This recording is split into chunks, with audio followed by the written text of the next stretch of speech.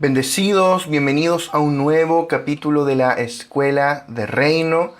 Hoy nos toca la clase número 31, donde vamos a continuar hablando de la oración de reino. Estuvimos hablando acerca de esto en la clase pasada, la clase número 30, y hoy vamos a continuar desarrollando este mismo tema. Y como siempre, vamos a comenzar orando. Vamos a comenzar este tiempo orando, entregándoselo al Señor y sobre todo rindiendo nuestras vidas, rindiendo nuestro intelecto, nuestra mente, nuestra humanidad al Señor y abriendo nuestro espíritu, reconociendo que solamente el Espíritu Santo es quien puede revelarnos su palabra, que nuestra mente, nuestro intelecto no está capacitado para entender los asuntos del Espíritu, que esto que estamos hablando acá no es algo que se aprende con la mente, sino que es revelado por el Espíritu Santo a nuestro espíritu. Así que vamos a orar. Amado Padre, te damos gracias por esta instancia que tú nos permites, Señor, por este tiempo de impartición de tu palabra, Señor. Oramos para que tu Espíritu Santo nos dé un avance en la revelación de Cristo, en la revelación de tu iglesia, en la revelación de tu reino, Señor. Danos un avance, danos, Señor, una medida mayor de revelación, Señor, del misterio escondido, de tu propósito eterno, de qué nos toca a nosotros hacer para ser colaboradores tuyos en la consumación de este propósito eterno. Amado Rey, te amamos, te adoramos, Señor, como tus, Señor, tus hijos, como ciudadanos de este reino, como reyes y sacerdotes, como embajadores. Te adoramos a ti, el único y solo soberano, el único Rey de reyes y Señor de señores, nuestro Dios y nuestro Rey. Solo ante ti nos postramos, solo a ti damos pleitesía, honor y alabanza. Te honramos, Señor, te adoramos en el nombre precioso de Jesús. Amén. Amén. Muy bien, entonces hoy vamos a ver la clase número 31, donde estamos hablando acerca de la oración del reino. Comenzamos a hablar acerca de esto en la clase número 30. La clase 30, donde comenzamos a hablar de la oración y estamos estudiando juntos el libro El Reino de Dios, donde estamos en el capítulo número 11, que habla acerca de la oración del reino. Y vimos ya algunas cosas con respecto a la oración y entramos luego a este modelo de oración en el reino, que es la oración que Jesús nos enseñó, que muchos le llaman el Padre Nuestro, ¿verdad? Por las primeras palabras de la oración, pero que esta oración verdaderamente podríamos llamarla la oración del reino, porque es una oración que desde el inicio tú ves que es como, tiene un desfase temporal respecto al momento en que se está enseñando, porque dice Padre nuestro que estás en el cielo, y hasta ese momento ninguno de ellos era hijo, o sea, ellos todavía están antes de la cruz. Es solamente hasta después de la cruz y de la resurrección que Cristo sopló sobre ellos y les dijo, recibid el Espíritu Santo. Y en ese momento el Espíritu Santo vino a morar dentro de ellos y ellos fueron engendrados como hijos, ellos nacieron de nuevo. Ojo ahí. Entonces, ellos están aprendiendo esta oración antes de la cruz. Ellos no eran hijos. Ellos no estaban aptos para orar esta oración. O sea, esta oración que está acá, contrario a lo que algunos piensan, esta oración no es viejo pacto, al contrario, esta oración es nuevo pacto y ni siquiera ellos estaban habilitados para orarla cuando se les enseñó, sino después de la resurrección. Entonces, esta oración no es como un rezo que ellos tenían que repetir siempre igual, no tenía ese sentido, sino que era una oración modelo que cubría ciertos tópicos muy importantes que no podemos dejar de lado en nuestra vida de oración. Repasando algunas cosas que vimos, una muy importante es que la verdadera oración en el reino es la oración en el Espíritu. Tenemos que aprender a orar en el Espíritu. ¿Qué es lo que es orar en el Espíritu? Es que el Espíritu Santo, que mora en mi espíritu, ora al Padre. Que el Espíritu Santo, desde mi espíritu, usa mi espíritu para orar y clamar al Padre. No soy yo, es Él orando a través de mí. Esa es la oración en el Espíritu. A ese nivel tenemos que llegar, que ya lo que yo estoy orando no estoy pensando qué es lo siguiente que voy a decir, sino el Espíritu Santo ora a través de mí. Él pone las palabras en mi boca. Hasta que no lleguemos allí, no estamos orando realmente como se ora en el reino. Se nos tiene que revelar, y hablamos de eso, de la oración en el Espíritu. Estamos solamente haciendo un repaso. Entonces, con eso en mente, claramente esta oración no es un rezo a repetir, sino un modelo de ciertos tópicos que no pueden faltar en la oración. Es un direccionamiento para poder fluir en oración, en intercesión en el Espíritu, en estas direcciones. Entonces ya vimos el inicio cuando dice Padre nuestro que estás en el cielo, santificado sea tu nombre. Y llegamos hasta el versículo 10, Mateo 6, versículo 10, que lo vamos a leer. Dice, venga tu reino, hágase tu voluntad, como en el cielo, así también en la tierra. Hágase tu voluntad como en el cielo, así también en la tierra. Entonces dijimos que la oración tiene dos propósitos fundamentales. El primero deriva de la expresión santificado sea tu nombre. ¿Qué es lo que es eso? Adoración, intimidad. Es una relación íntima con el Señor en adoración por medio de la oración. Es una instancia de comunión cuando tú adoras al Señor. Y por otro lado, cuando estamos clamando y diciendo, venga tu reino aquí, que sea aquí como es en el cielo, transforma el aquí conforme al orden celestial, conforme al diseño celestial. Esa es una oración de dominio, es traer el gobierno de Dios a la tierra. Entonces estos son los dos grandes propósitos de la oración, y esto ya lo vimos. La oración tiene dos aspectos, un aspecto íntimo y un aspecto gubernamental. O sea, un aspecto que es adoración y comunión, y otro aspecto que es dominio, manifestar el dominio de Dios. Y dijimos que la oración es una relación íntima y gubernamental entre Cristo y la iglesia en el reino. O sea, orar es un acto íntimo, pero también gubernamental. Tienes intimidad con Cristo en el Espíritu, pero como consecuencia de esa intimidad, el gobierno de Dios, su dominio, su reino se manifiesta. Y lo que está acá en la tierra es alineado conforme a la realidad del cielo, la realidad celestial. Entonces vamos a detenernos en la expresión venga tu reino. Ya hablamos de lo primero. La clase pasada hablamos de santificado sea tu nombre. Ahora vamos a hablar de venga tu reino. Y acá hay varias cosas bien interesantes cuando hablamos de la venida del reino, porque entendemos que hay dos aspectos del reino. Esto es muy importante que tú lo puedas ver en el Espíritu. Hay dos aspectos del reino. Está el aspecto presente del reino, pero también está el aspecto futuro del reino. O sea, hay gente que solamente ha visto el aspecto futuro del reino y no ha visto que hay un aspecto presente. Y Pablo dice que hemos sido trasladados de la potestad de las tinieblas al reino del amado Hijo. Ya estamos allí. Hay un aspecto presente del reino. Entonces ya vivimos en esa esfera y hemos hablado un montón acerca de eso. De hecho, todo el libro, el reino de Dios, trata exclusivamente, salvo el último capítulo, trata exclusivamente del aspecto presente del reino. Y esta escuela, por ende, abarca el aspecto presente del reino. Sin embargo, no podemos obviar el hecho de que hay un aspecto futuro del reino. No lo podemos obviar, amados hermanos. Y es muy importante que veamos esto porque hay hermanos que son verdaderos eruditos, que trazan muy bien el aspecto presente del reino, pero lo ven como el único aspecto del reino. O sea, si ya estamos allí, ¿para qué esperar una manifestación futura? Si ya estamos en el reino.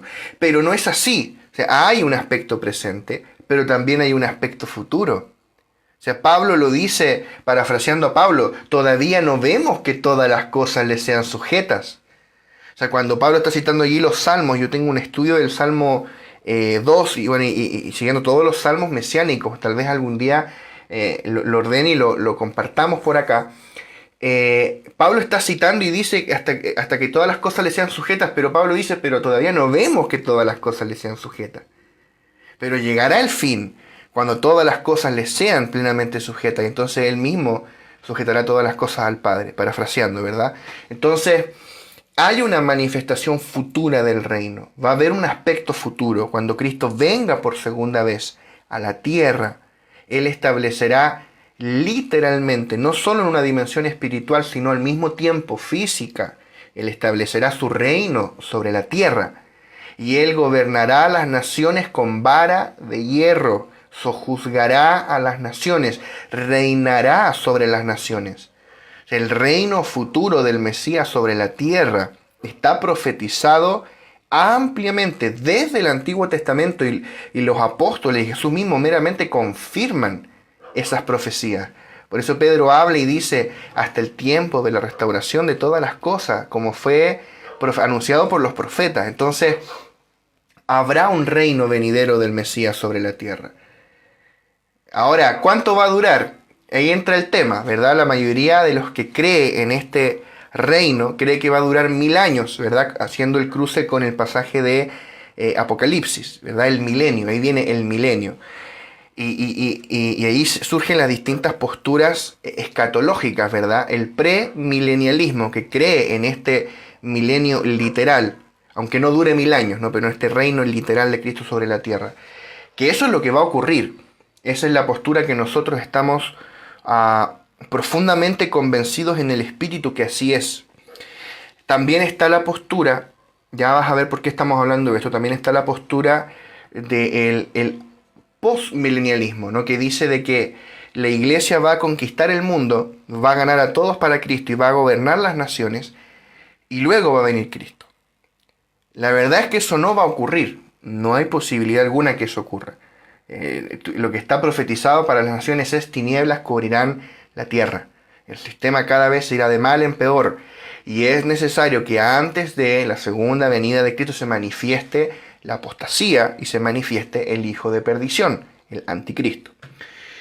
Y luego está la postura del amilenialismo, que es una postura que muchos hermanos nuestros sostienen, que enfatiza principalmente el aspecto presente del reino, en un sentido espiritual, y omite, digamos, esta parte futura del reino. Nosotros tenemos una profunda convicción en el espíritu de que, si bien estamos en el reino, habrá un aspecto futuro del reino, habrá una manifestación futura del reino.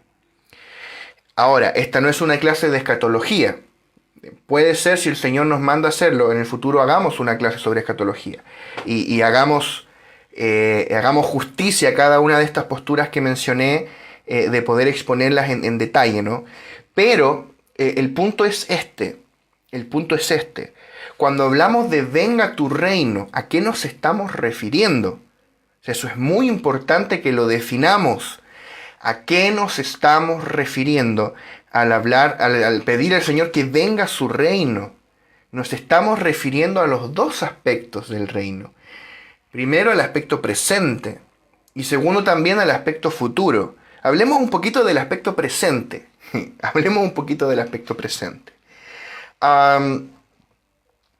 Cuando decimos venga tu reino, lo primero que tú vas a decir: pero el reino ya vino a mí, porque yo estoy en el reino, ¿verdad? Y Cristo mora dentro de mí, y Cristo es el reino, por ende el reino está dentro de mí. Y eso es cierto, el reino ya está en nosotros, el reino ya vino a nosotros, pero ahora debemos orar para que el reino venga al mundo que está a nuestro alrededor, a la gente que nos rodea, que el gobierno de Dios venga al ámbito que nos rodea, al medio ambiente que nos rodea. Por medio de la oración, el reino de Dios viene a la tierra y es propagado. O sea, la oración nos permite establecer el gobierno de Dios. Cuando nosotros oramos, nosotros gobernamos. Una vez el apóstol Raúl Ávila dijo: la oración es nuestro derecho a gobernar. O sea, cuando tú oras, gobiernas, porque el gobierno de Dios se manifiesta. Todo es traído de vuelta al orden, de vuelta al diseño. En el cielo todo tiene un diseño. En el cielo todo tiene un diseño. El cielo es la dimensión incorruptible, ¿verdad? Cuando Dios creó todas las cosas al comienzo, en Génesis 1, Dios divide todo lo creado en dos esferas, los cielos y la tierra. Los cielos es la dimensión incorruptible, la tierra es una dimensión que sí se puede corromper. Y la tierra se corrompió a causa de la rebelión, primeramente la rebelión de Satanás, que fue expulsado del cielo y cayó a la tierra. Ahí tú ves la consecuencia, el desastre que luego ves en Génesis 1:2. La tierra quedó desordenada y vacía. Y luego a causa del pecado del hombre, toda la vieja creación se volvió vieja, que antes no era vieja, y fue sujetada a corrupción, fue sujetada a vanidad. Entonces el cielo, esa dimensión que es incorruptible, en el cielo todo está acorde al diseño divino. Todo está acorde al diseño perfecto. Es aquí abajo donde todo se corrompió.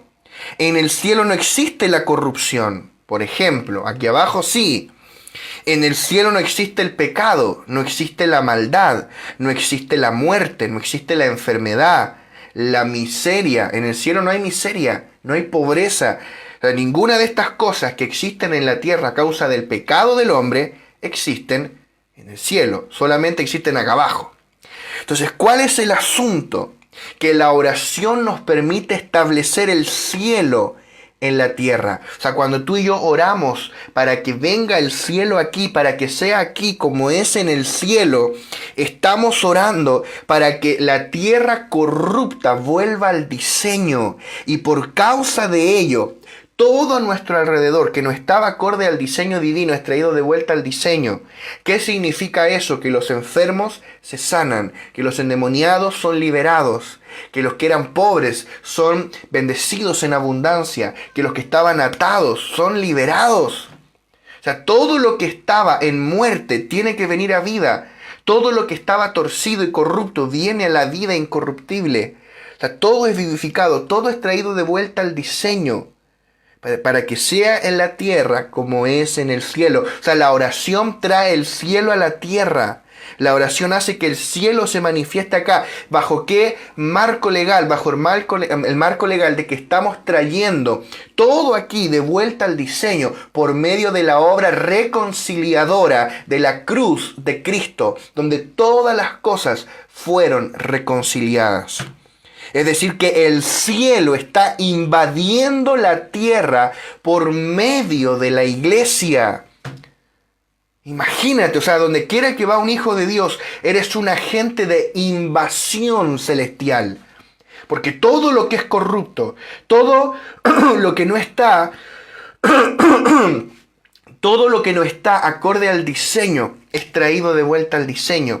Todo lo que te encuentra a tu paso, que no está acorde al cielo aquí en la tierra, tiene que ser hecho semejante a lo que es en el cielo. O sea, nosotros tenemos un llamamiento celestial. Hebreos capítulo 3, verso 1 dice: por tanto, hermanos santos, participantes del llamamiento celestial. O sea, tú tienes un llamamiento celestial. Amados hermanos, tú y yo tenemos un llamamiento del cielo. ¿En qué consiste este llamamiento celestial? En que fuimos llamados desde el cielo para hacer un trabajo celestial que consiste en traer el cielo a la tierra. Que lo que está ocurriendo allá se manifieste aquí. Ese es nuestro llamamiento celestial, traer todo de vuelta al orden. Fuimos llamados para traer los diseños celestiales a fin de que todo lo que está desviado y corrompido venga al diseño. O sea, para que lo que está muerto viva, que lo que está empobrecido sea enriquecido, que lo que está roto sea restaurado, que aquel que está enfermo sea sanado, el que está endemoniado sea liberado, etcétera, etcétera. Todo vuelve al diseño cuando el reino de Dios es manifestado. O sea, Dios manifiesta las realidades de la nueva creación por medio de la iglesia. Porque hablábamos, no sé si lo hablamos en esta escuela o en la de Efesios, me parece que fue en Efesios, capítulo 6, cuando hablábamos de la vieja creación y la nueva creación. que la vieja creación se volvió vieja y Dios la sumerge en las aguas de la muerte y toda la vieja creación vio la muerte y Dios es una nueva creación en Cristo. Y tú ves la sombra y figura en Génesis capítulo 1, cuando toda la tierra es sumergida en las aguas de la muerte y al tercer día emerge la tierra. Esa tierra que emerge es Cristo, el Cristo resucitado. Y sobre esa tierra, que es el Cristo resucitado, Dios crea la hierba, los animales, los bosques, árboles, el hombre. Entonces, la nueva creación se compone del Cristo resucitado y todo aquel que esté en Cristo. Entonces, convertirte al Señor y nacer de nuevo es pasar de la vieja creación a la nueva creación. Sales de esa vieja creación que ya fue juzgada y entras en la nueva creación que es Cristo y la iglesia. Porque solamente lo que está en Cristo, solamente la vida de resurrección existe en la nueva creación. Entonces todo lo que tú conoces que no es iglesia, que no es Cristo, está en la vieja creación. Por ende está desviado, no está conforme al orden, conforme al diseño, está bajo maldición. Pero nosotros que estamos en Cristo, que estamos en la esfera llamada el reino del amado Hijo, vivimos en bendición, vivimos en abundancia, vivimos en gozo, justicia, paz, todo lo que hemos venido hablando, los beneficios de estar en el reino. Ahora el asunto es, por medio de la oración, tú manifiestas esa esfera en tu ámbito, en tu medio ambiente. Por medio de la oración tú manifiestas las realidades de la nueva creación en un mundo caído, en un mundo que vive todavía presa de la vieja creación. ¿Para qué? Para que la gente vea y diga, yo quiero entrar en ese reino, yo quiero estar allí. Amén. Aleluya. Entonces la iglesia gobierna a través de la palabra. La oración es Cristo hablando a través de la iglesia, de manera que por medio de la oración Cristo manifiesta su gobierno a través de la iglesia. Por eso la iglesia es la eclesía, o sea, la asamblea gubernamental del cielo en la tierra. Es la asamblea gubernamental, es la agencia por medio de la cual Dios manifiesta su gobierno en la tierra. Dios gobierna la tierra por medio de la iglesia. Por eso no podemos perder el tiempo discutiendo por tonteras. Por eso no podemos perder el tiempo desenfocados en cosas que no tienen valor. Tenemos que enfocarnos en lo eterno, enfocarnos en nuestro propósito como iglesia. Salmo 24, verso 9, dice: alzad, oh puertas, vuestras cabezas, y alzaos vosotras, puertas eternas, y entrará el Rey de gloria. ¿Quién es el Rey de gloria? Pregunta después el Salmo. Jehová de los ejércitos. Dios, nuestro Dios es el Rey de gloria. Lo tenemos clarísimo. La pregunta es, ¿quiénes son las puertas eternas? Nosotros, tú y yo, somos las puertas eternas que se abren para que por medio de nosotros lo eterno entre en el mundo. Lo eterno se manifiesta en el mundo por medio de nosotros, por medio de las puertas eternas. El cielo se manifiesta en la tierra. Amado hermano, hermana, ese es tu llamado, manifestar el cielo en la tierra. Tú eres una puerta eterna que tiene que abrirse para que desde tu espíritu fluya Cristo. La eternidad, que es Cristo mismo, se manifieste. La gente sea liberada, la gente venga al conocimiento de la verdad. Amén. Y sean añadidos al cuerpo de Cristo, a la iglesia. Estamos encomendados a replicar aquí en la tierra algo que está sucediendo en el cielo ahora, para que la tierra sea traída de vuelta al diseño celestial y todo en la tierra sea como es en el cielo. Entonces, qué tremendo. Solamente podríamos predicar toda la hora de esto. O sea, venga tu reino. O sea, estás diciéndole al Señor, quiero que seas tú el que gobierne mi vida. Desde lo más doméstico hasta los asuntos gubernamentales, en todo. Desde mi vida, mi casa, mi ciudad, mi nación, en todo. Queremos que seas tú el que gobierne. Yo no sé si esa es tu oración, pero esa debe ser nuestra oración en este tiempo. Venga tu reino, manifiesta tu gobierno. Aquí, ¿verdad? El reino ya vino a nosotros, que venga a nuestro medio, que su gobierno se manifieste. Y yo les hablé que hay un segundo aspecto, ¿verdad? En relación al aspecto futuro, a la venida futura del reino. También clamamos, venga tu reino.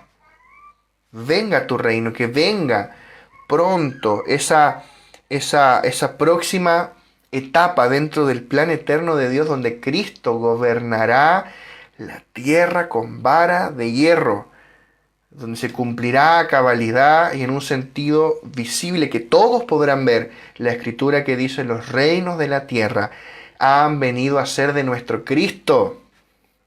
Amén. Llegará ese día. Llegará ese día. En un sentido espiritual, Cristo gobierna en todo, la iglesia gobierna juntamente con Él. Pero en un sentido físico, no vemos que Cristo gobierne en Chile. Nos gobiernan hombres que no son temerosos de Dios y legislan leyes contrarias muchas veces a las leyes de Dios.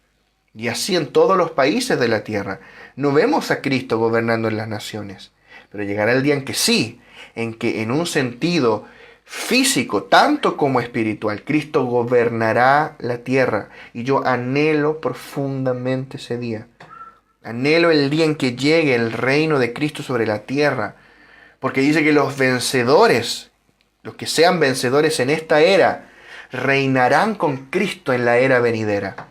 Yo quiero estar allí, yo quiero reinar con Cristo en el milenio, en la era venidera, yo quiero reinar con Él. Por eso quiero ser un vencedor ahora. Y va a ser glorioso. O sea, si esta era en que tenemos el adelanto, imagínate, todo lo glorioso que es el reino en esta era, es un adelanto de lo glorioso que será la era por venir. No estoy haciendo un estudio del reino venidero. Dios mediante lo hagamos después. Pero todo lo glorioso que es el reino en su etapa presente, que nos va a tomar, no sé, 50 o 60 clases o las que nos tome, es meramente un adelanto de lo que vendrá en el reino venidero. Ojo ahí, yo anhelo la manifestación venidera del reino. Anhelo el día en que mi nación sea gobernada literalmente por Cristo. Pero eso solo será posible cuando Cristo venga por segunda vez. Amén. Por eso anhelamos su venida y anhelamos la venida de su reino, la manifestación futura y plena de su reino. Hoy día tenemos las primicias, las arras, y son gloriosas. Amén. Son gloriosas. Es glorioso vivir en el reino del amado Hijo.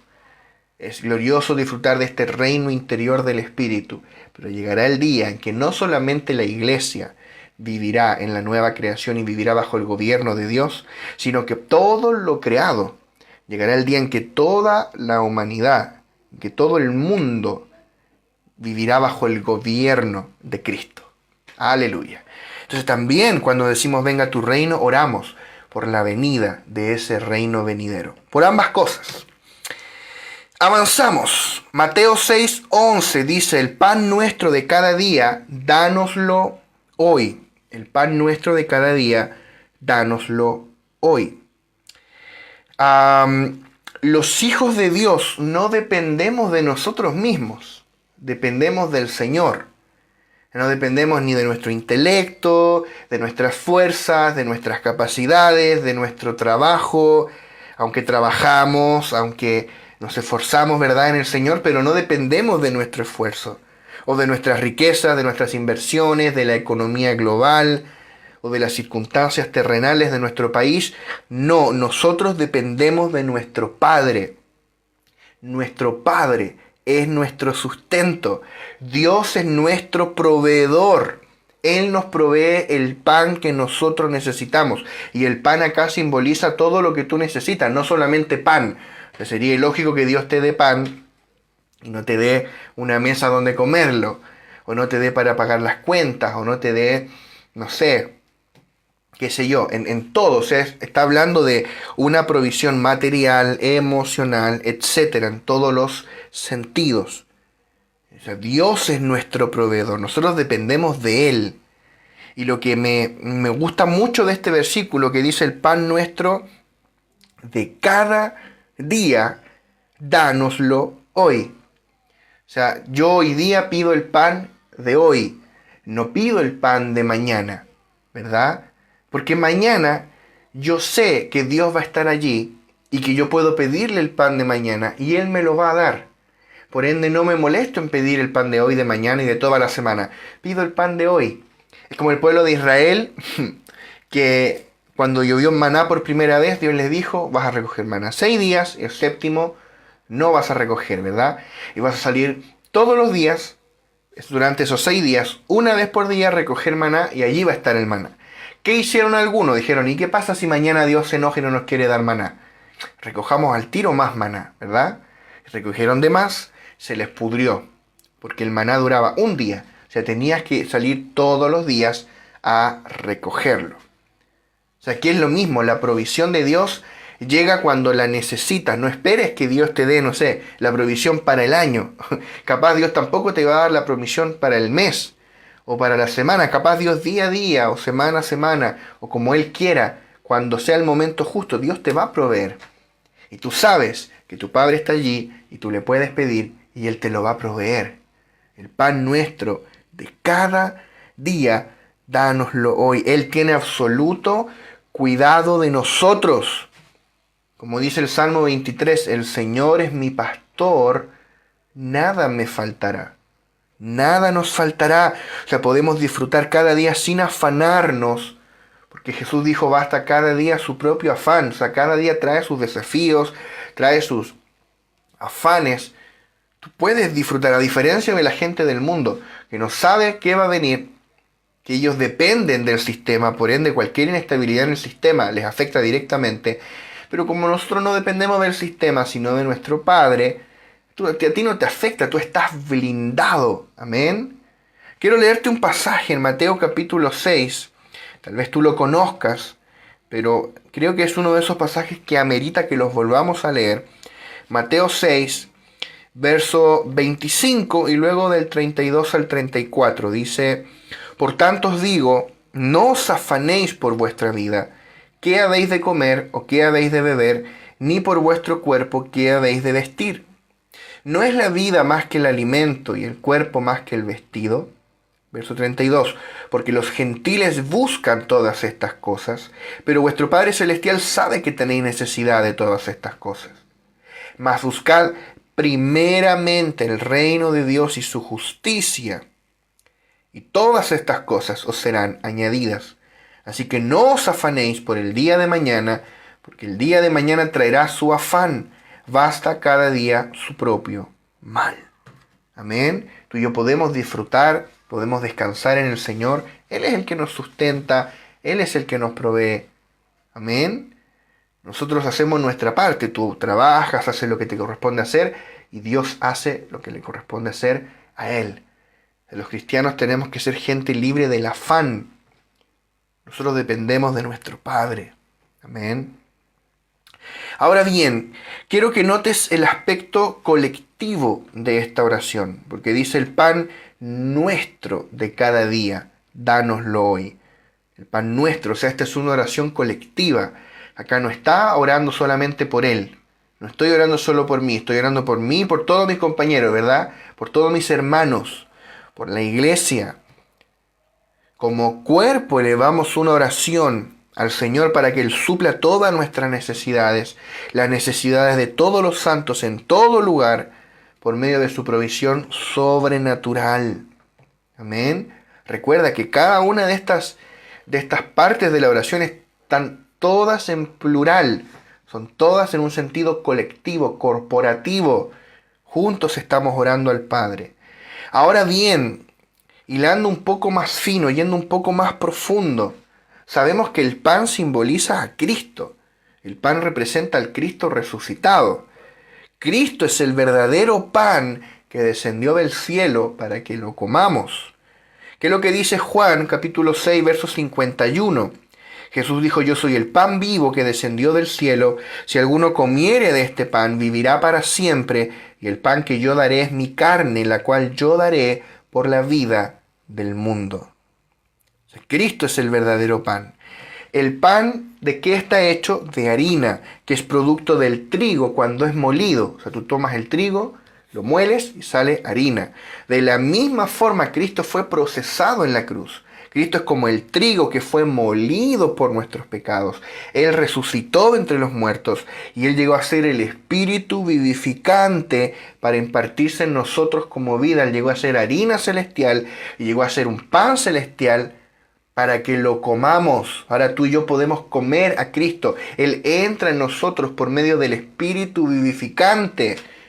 El Cristo Espíritu, el Cristo Neuma, el Cristo neumático, Él entra en nosotros y tú puedes ahora comerlo. ¿Qué es comer? Es que algo entre en ti y tú absorbas los nutrientes. O sea, de la misma manera Cristo entró en tu espíritu y ahora tú puedes disfrutar de todos los ricos nutrientes de Cristo, todas sus inescrutables riquezas. Amén. Tú puedes tocar ese Cristo, digerirlo, comerlo en tu espíritu. Y mientras más disfrutemos de su obra todo inclusiva, más disfrutaremos de los beneficios de estar en su reino. En el Cristo que fue impartido en nosotros lo tenemos todo. Cristo es nuestro maná de vida que comemos cada día, que nos nutre y nos transforma a su imagen.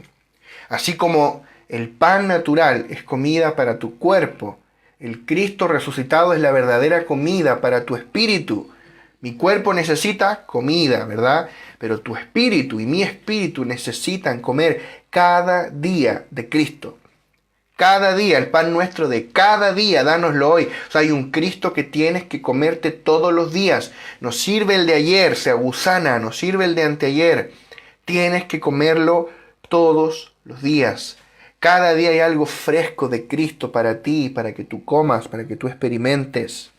Amén. ¿Y cómo lo comemos? Teniendo comunión con el Espíritu que está en nosotros.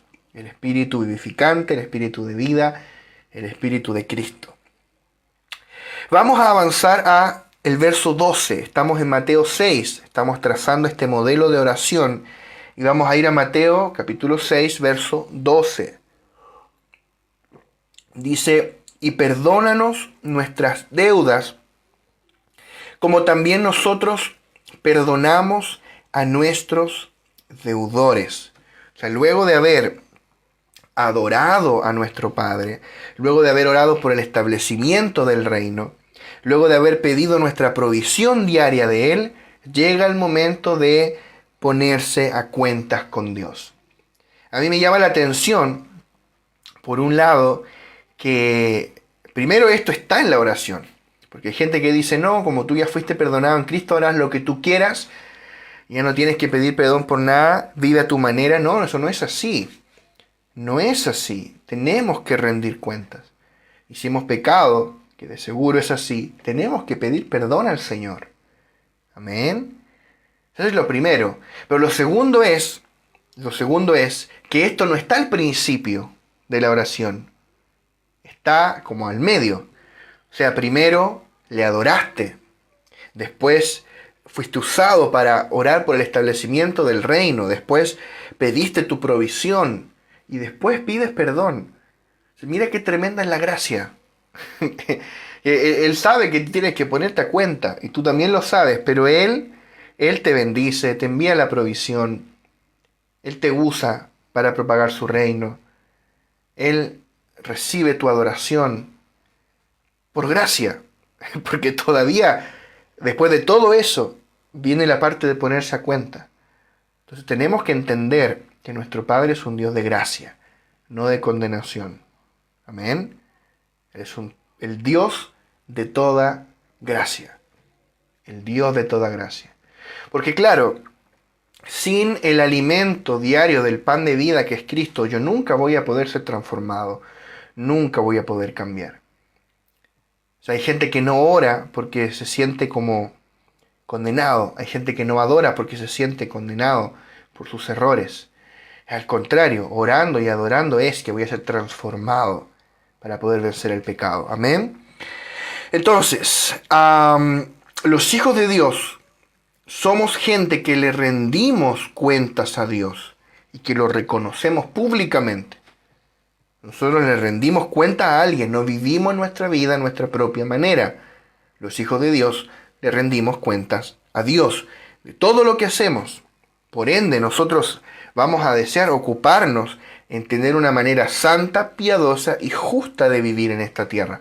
Porque todos nosotros, los hijos de Dios, compareceremos ante el tribunal de Cristo, delante del cual queremos ser hallados aprobados, ¿verdad?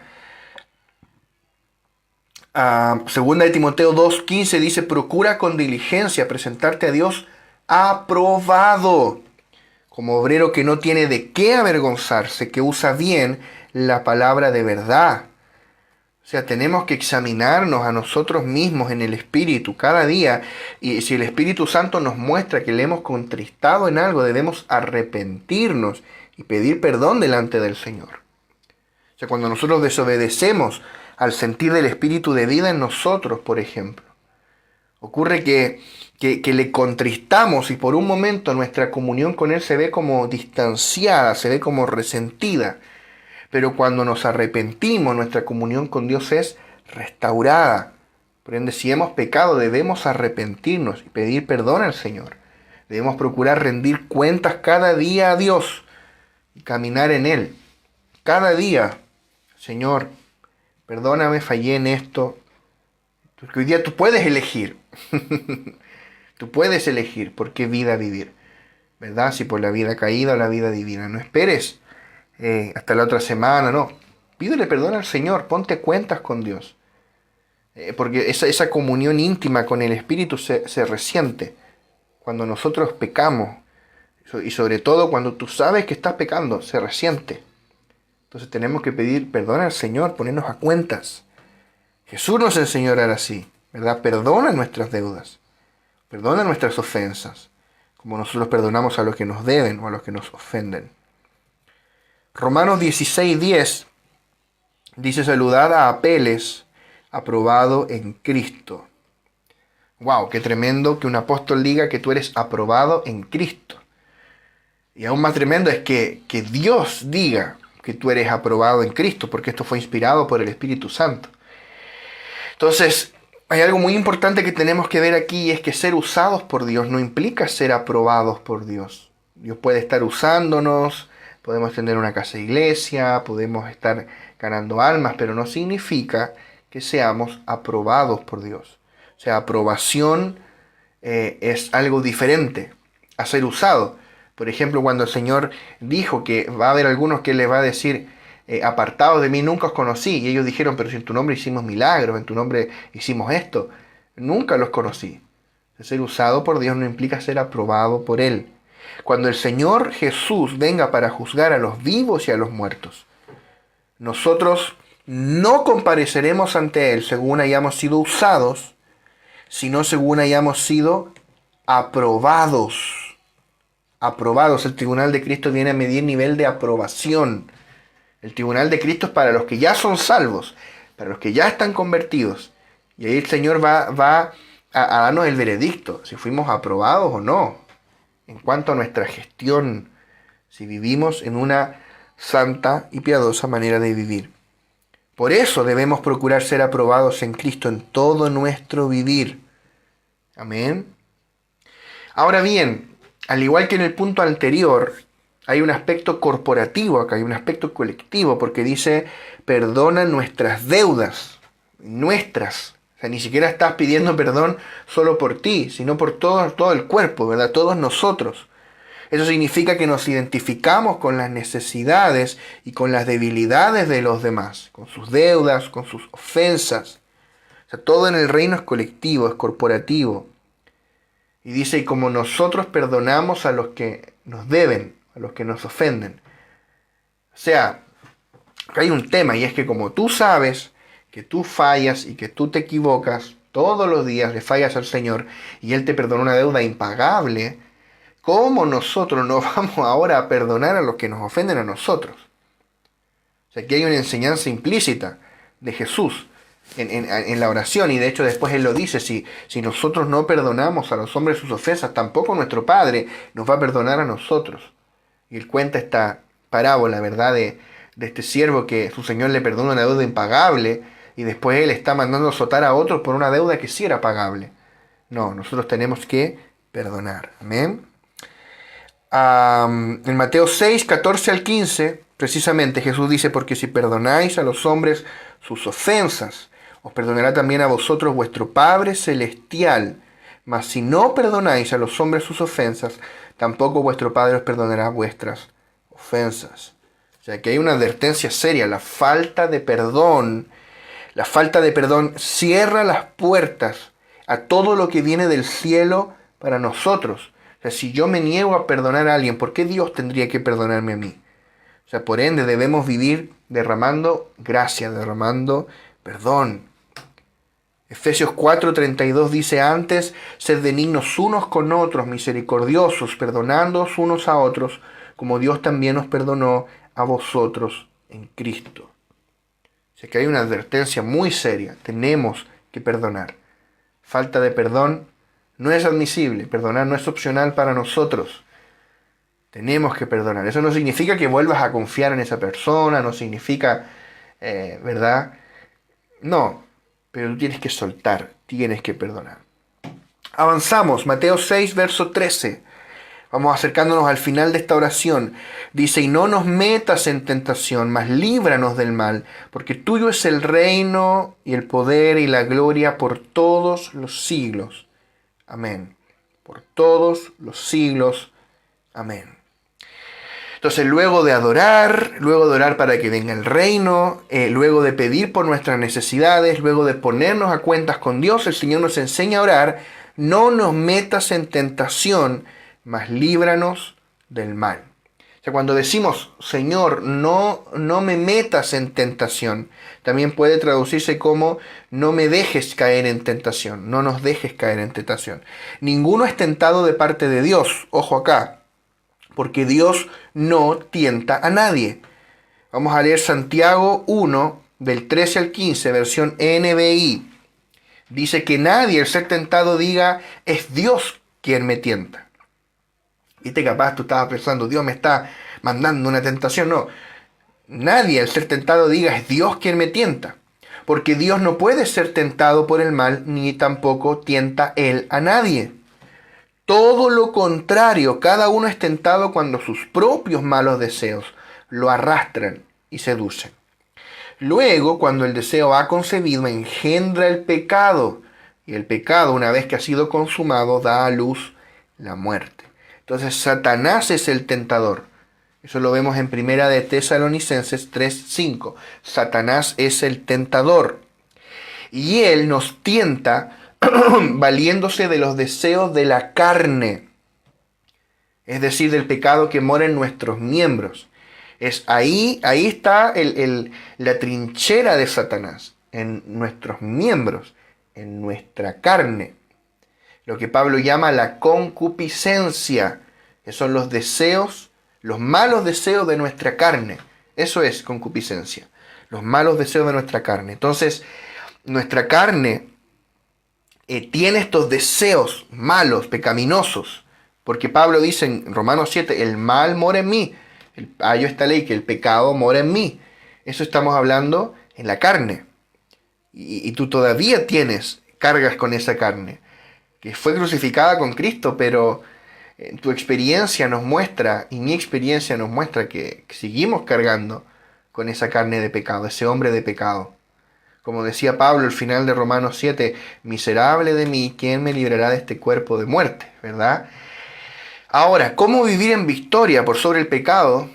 Que es esa batalla que muestra Romanos 7, ¿verdad? Es como el alma contra la carne. O sea, el hombre mismo intentando vencer el pecado del hombre, Adán intentando vencer a Adán. ¿Cómo vencer esa batalla? La respuesta está en Romanos 8, la ley del Espíritu de vida en Cristo Jesús. Por medio del Espíritu de vida podemos vencer a la ley del pecado. Entonces vamos a ir de a poco.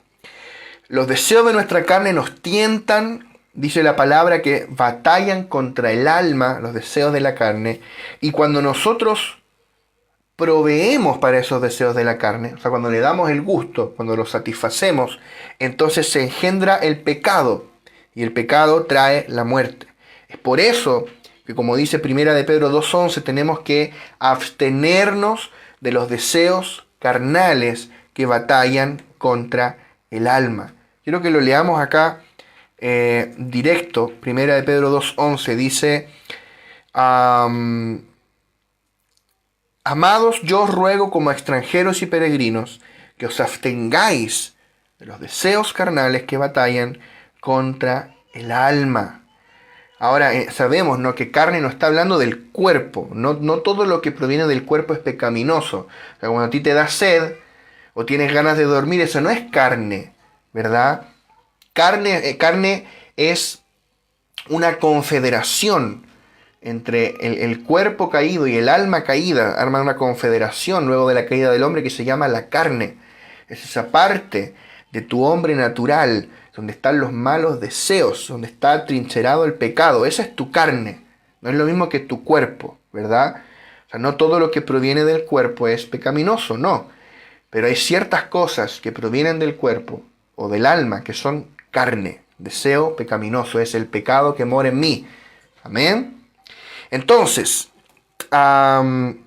dice acá el apóstol Pedro, dice, ¿dónde quedó el versículo? Que os abstengáis de los deseos carnales que batallan contra el alma, o sea, los deseos de la carne. Tu carne tiene deseos pecaminosos y nosotros nos vemos tentados a satisfacer esos deseos pecaminosos. Y entonces se engendra el pecado. Y el pecado trae muerte. Y después te preguntas, ¿por qué estoy como estoy? ¿Por qué todo me sale mal? ¿Por qué Dios no me bendice? Porque yo no puedo engañar a Dios. Yo no puedo sembrar para la carne y cosechar vida. El que siembra para la carne cosechará muerte, cosechará corrupción. Entonces no podemos darle el gusto, no podemos proveer para los deseos de la carne. Romanos 13:14 dice, sino vestíos del Señor Jesucristo y no proveáis para los deseos de la carne.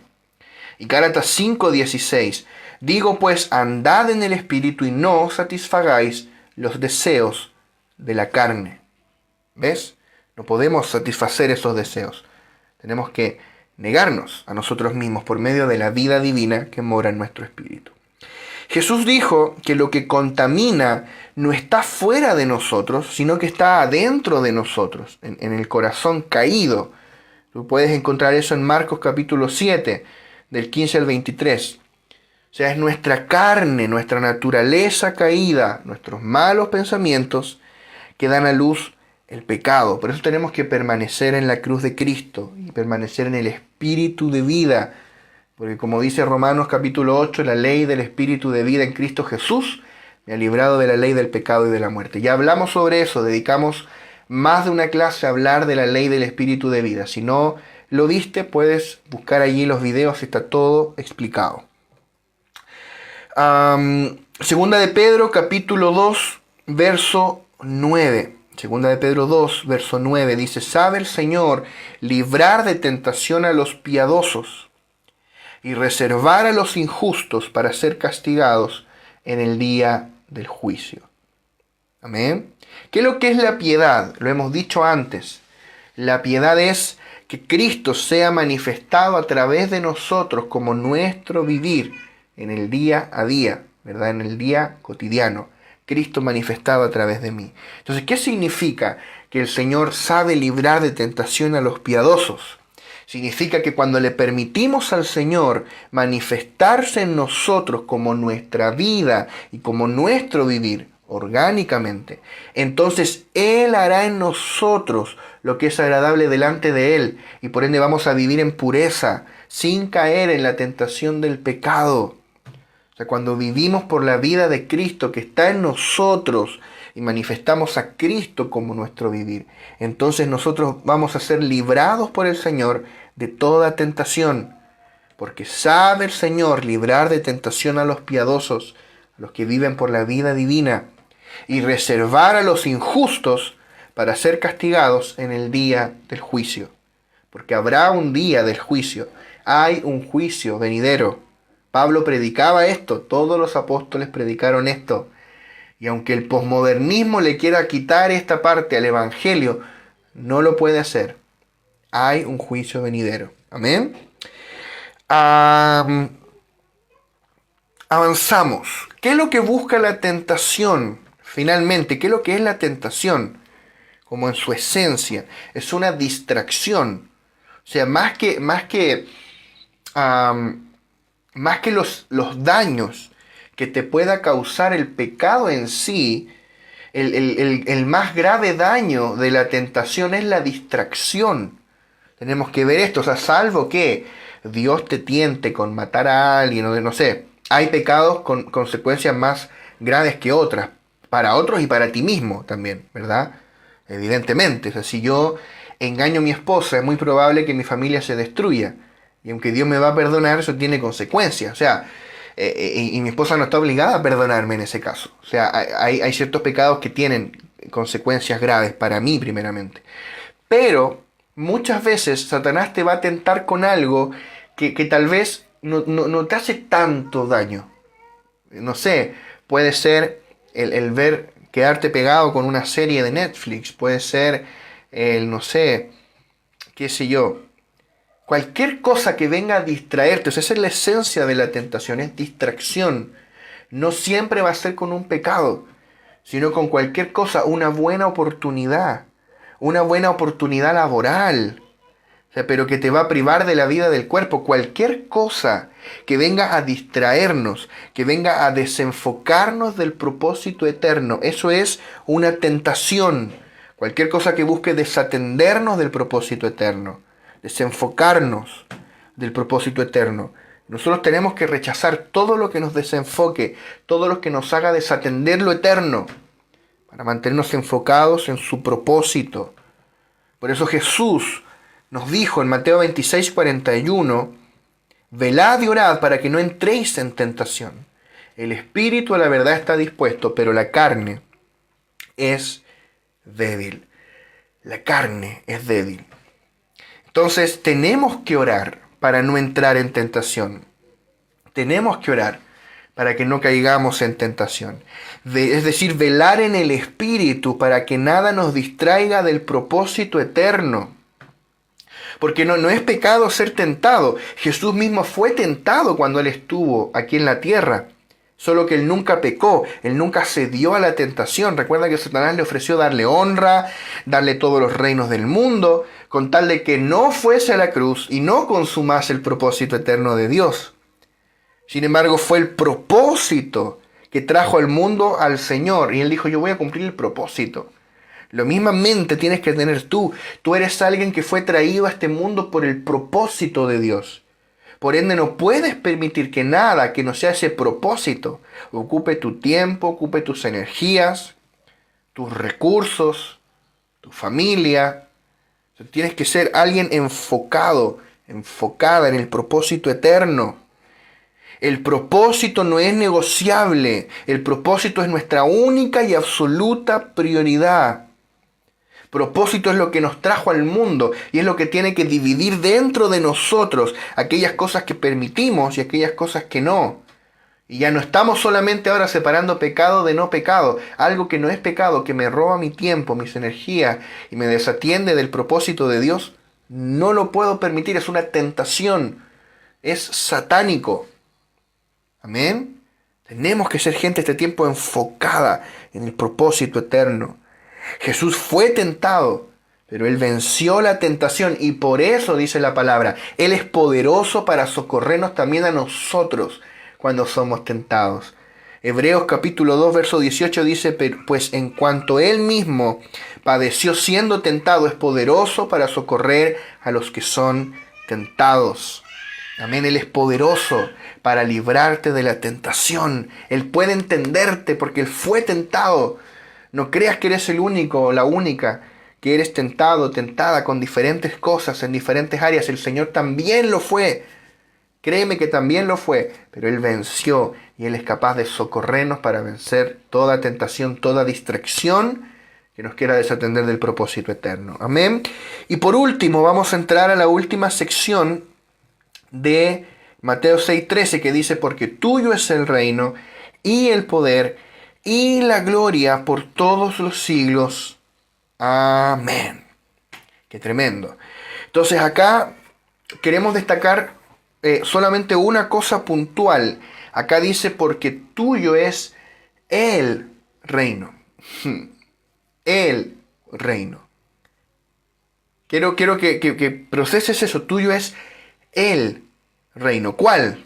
Porque no especifica, tuyo es el reino de los cielos, tuyo es el reino de tu amado Hijo, tuyo es el reino de Dios, no, que no hay otro. Tuyo es el reino, no te especifica cuál porque no hay otro reino. Porque el reino de Dios abarca todo lo que existe. Dios gobierna sobre todo y sobre todos. Suyo es el imperio, o sea, el reino de Dios es un imperio, porque reina en todo. No hay nada, ni en la esfera espiritual ni natural, que se escape al gobierno de Dios. Por ende, suyo es el reino, porque no hay otro dominio fuera del suyo. Suya es la gloria, porque no hay gloria fuera de él, y suyo es el poder, porque no hay poder fuera de él. Él es el Dios eterno y absoluto, Él es el Rey de todo cuanto existe. ¡Qué tremendo! Suyo es el reino, suyo es el poder y suya es la gloria por los siglos de los siglos. Y acá siglo es la palabra griega aion, aion, que significa una era o una época. Por eso dice los siglos de los siglos, las eras de las eras. Una era, luego otra. Dios es rey por sobre todas las eras y es superior a todos porque está por sobre la dimensión del tiempo, en lo eterno. Y es en esa dimensión que hoy opera la iglesia. Por causa de eso, una era, un tiempo fue asignado a nosotros como generación de personas eternas para dar testimonio del reino eterno y ser puertas por las cuales lo eterno invada la dimensión del tiempo. Efesios capítulo 3, del 20 al 21 dice, y aquel que es poderoso para hacer todas las cosas mucho más abundantemente de lo que pedimos o entendemos, según el poder que actúa en nosotros. A él sea gloria en la iglesia, en Cristo Jesús, por todas las edades, por los siglos de los siglos. Amén. O sea, a él sea la gloria en la iglesia, en Cristo Jesús, por todas las edades, por los siglos de los siglos. Aleluya, qué tremendo. Vamos a dejar hasta acá por hoy. Hay una sección que no alcanzamos a ver, que vamos a ver si la vemos después, o si no, igualmente tú la puedes leer en el libro, que es una oración de intercesión por las naciones. Y vamos a ver cómo este modelo de oración no solamente es una oración por nosotros como iglesia, sino que incluye un aspecto intercesor por las naciones. Hay un aspecto de intercesión por nuestras comunidades, por las naciones en las cuales nosotros vivimos. O sea, cuando decimos santificado sea tu nombre, o sea, no solo por nosotros tus santos, sino santificado en mi comunidad, santificado en mi ciudad y en mi nación. Cuando oramos, venga tu reino, estamos orando, Señor, venga tu reino a Chile, venga tu reino a las naciones. Cuando oramos, el pan nuestro de cada día, dánoslo hoy. Estamos también orando para que Dios nos suministre en abundancia para poder proveer a los necesitados, para proveer a los desposeídos, a los pobres. Cuando oramos, perdona nuestras deudas, también estamos arrepintiéndonos proféticamente a nombre de nuestra nación, de nuestra ciudad, de nuestras comunidades. O sea, cada uno de estos versículos nos está mostrando también que una vez que hemos entendido la oración corporativa, pasar de lo individual a lo corporativo, de lo individual al cuerpo, también hay un factor de intercesión por el medio que nos rodea. Vamos a ver si más adelante lo vemos, si no, tú lo puedes allí encontrar en el libro. Así que bueno, vamos a orar. Padre, gracias, Padre, por este tiempo de impartición. Gracias porque tú nos dejaste, Señor, un modelo, una guía, un apunte de cómo orar, de en qué cosas enfocar nuestro tiempo de oración.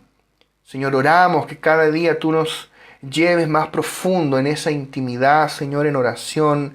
Que cada día, Señor, podamos, Señor, como cuerpo, como iglesia, Señor, ser una iglesia de oración, ser una iglesia que ora en el Espíritu con una mentalidad corporativa, colectiva. Gracias, Padre, te honramos y te adoramos en el nombre de Jesús. Amén.